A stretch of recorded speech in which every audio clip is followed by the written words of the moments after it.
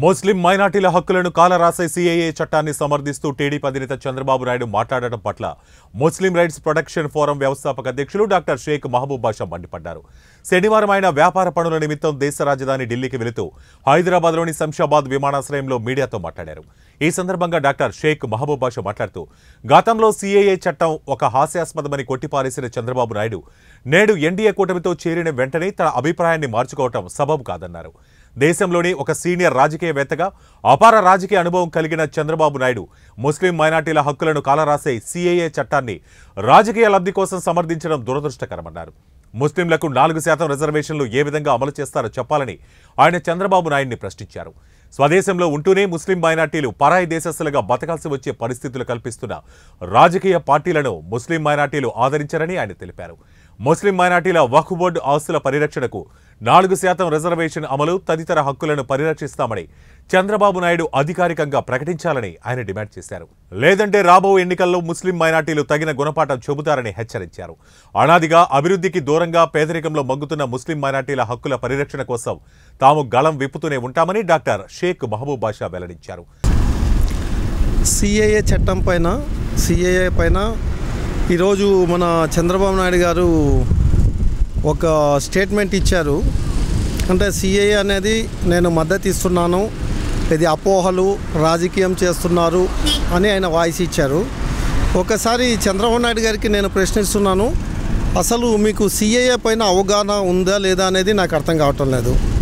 రెండవది, చంద్రబాబు నాయుడు గారు ఏమంటున్నారు, నేను సింగపూర్ పోయినా లేకపోతే మీరు ఎవరన్నా అమెరికాకు పోయినా అక్కడ సిటిజన్షిప్ కావాలా, పాస్పోర్ట్ కావాలా అంటే మేము అమెరికా నుంచి ఇక్కడికి రాలేదు, లేదా ఇక్కడ మన ముస్లింలందరూ ఇక్కడికి వచ్చి బ్రతకడానికి ఇప్పుడు రావట్లేదు. దానిపైన కూడా మీరు అవగాహన లేకుండా ఎలా మాట్లాడినారో అర్థం కావట్లేదు. 40 సంవత్సరాల మీ రాజకీయ జీవితంలో అసలు మీరు ఇలాంటి మాటలు ఎందుకు మాట్లాడుతున్నారు? అంటే నిన్నటి దినము జగన్మోహన్ రెడ్డి మద్దతు ఇచ్చాడు కాబట్టి ఆ రోజు మీరు ఎన్డీఏతో ఓట్లు వేయబాకండి, జగన్మోహన్ రెడ్డికి ఓట్లు వేస్తే అది నేరుగా మోడీకి వెళ్ళిపోతుంది, ముస్లింలకు అన్యాయం జరుగుతుందన్నారు. మరి ఈరోజు మీరు ఎన్డీఏతో చేతులు కలిపిన తర్వాత సీఏఏని సమర్థిస్తున్నాము, సీఏఏ అనేది ఒక జెన్యూన్ అనేది మీరు మాట్లాడుతున్నారు. అంటే అమెరికాకి పోవాలంటే గ్రీన్ కార్డ్ కావాలో, పాస్పోర్ట్ కావాలో, అది జగమెరిగిన సత్యం, ప్రతి ఒక్కరికి తెలుసు.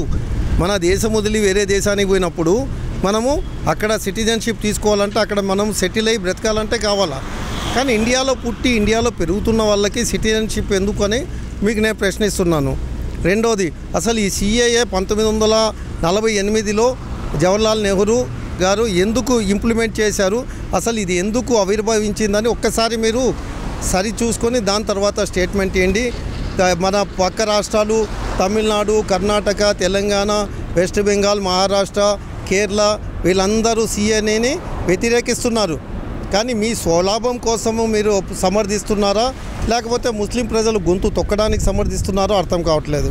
4% ఇంప్లిమెంటేషన్ పైన సమర్థిస్తామని చెప్పారు.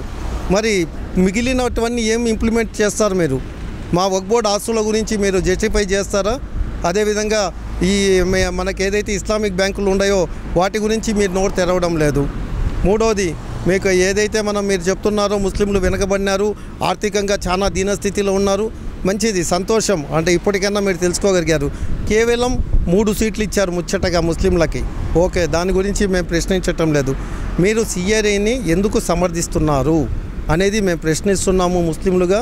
ఇది రాజకీయం కాదు, నేను ఏ రాజకీయ నాయకుడిని కాదు, ఒక ముస్లిం నాయకుడిగా మీకు ప్రశ్నిస్తున్నాము. దీనికి మీ సమాధానం మాకు కావాలా? ముస్లింల మద్దతు మీకు కావాలనుకుంటే మీరు సమర్థిస్తున్నారు, ఎందుకు సమర్థిస్తున్నారు అనేది ఒక ప్రశ్నార్థకంగా మిగిలిపోయింది ముస్లింల యొక్క దీంట్లో. రెండోది, ముస్లింల మనోభావాలని మీరు కించపరిచే విధంగా ఈరోజు మాట్లాడినారు. దాన్ని మీరు సరి చేసుకోవాల్సిందిగా కోరుతున్నాను.